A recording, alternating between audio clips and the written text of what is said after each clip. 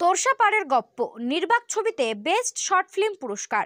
কুচবিহারের লাফাবাড়ি গ্রামের ভাস্কর বর্মনের নির্বাক ছবি তোরসাপাড়ের গপ্প ৫তম ইন্টারন্যাশনাল রাজবংশী ফিল্ম ফেস্টিভ্যালের বেস্ট শর্ট ফিল্ম পুরস্কার পেয়েছে।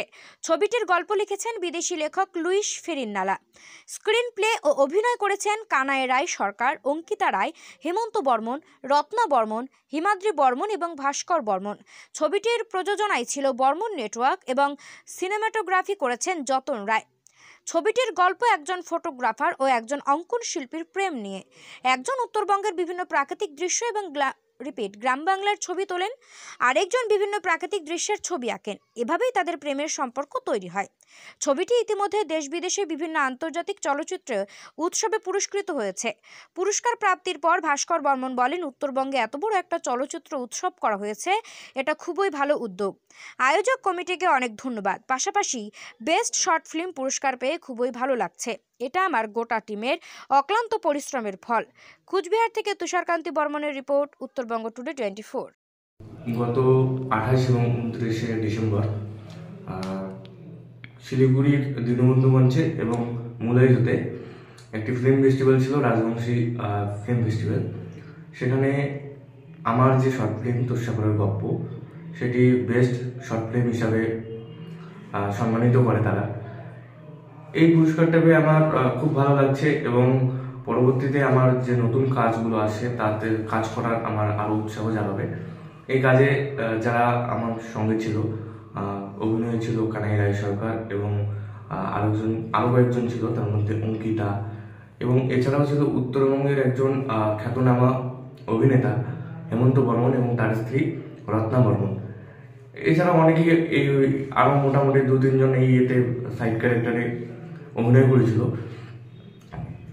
এবং কাজটাতে কোরিওগ্রাফার ছিল হচ্ছে, কোরিওগ্রাফার ঠিক না, সেটা হচ্ছে স্ক্রিন প্লে ছিল হচ্ছে কানাই রায় সরকার নিজেই। এবং কাজটির সিনেমাটোগ্রাফি করেছিল যতন রায় এবং এডিটিং করেছিল সুব্রত সরকার, সম্ভবত সুব্রত পাল।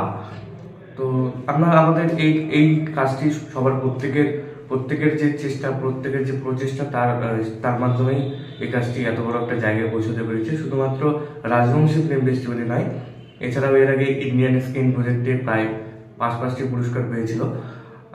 আমি আশা করব যে আমি এভাবে কাজ করে যাব এবং আমার যে রাজবংশী কৃষ্টি কালচার, সেই কৃষ্টি কালচার বিশ্বের দরবারে পৌঁছে দেওয়ার চেষ্টা করব।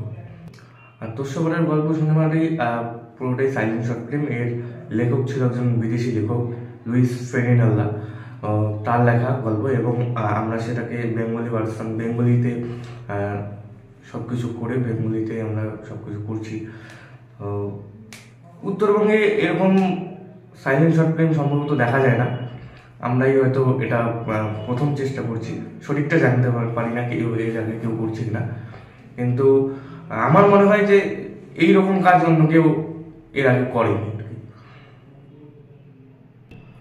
আমি নিজে যেহেতু রাজবংশী, তো আমার ছোটবেলা থেকে ইচ্ছে ছিল যে আমার নিজের কৃষ্টি কালচারে এত কিছু আছে, আমাদের নিজের কৃষ্টি কালচার নিয়ে সেরকম কেউ কাজ করতে চায় না।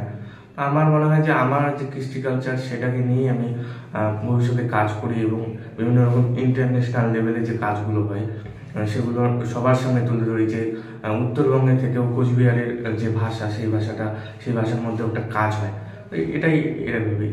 কিন্তু ভবিষ্যতে আমার চিন্তা ভাবনা আছে, আমি শুধুমাত্র রাজবংশী কাজই না, এছাড়াও এখানকার যে টোটো ভাষা আছে, টোটো ভাষাও কাজ করবো, রাভা, সাদ্রি, এগুলো নিয়েও কাজ করার ইচ্ছা আছে। আপনার নাম? আমার নাম ভাস্কর বর্মন।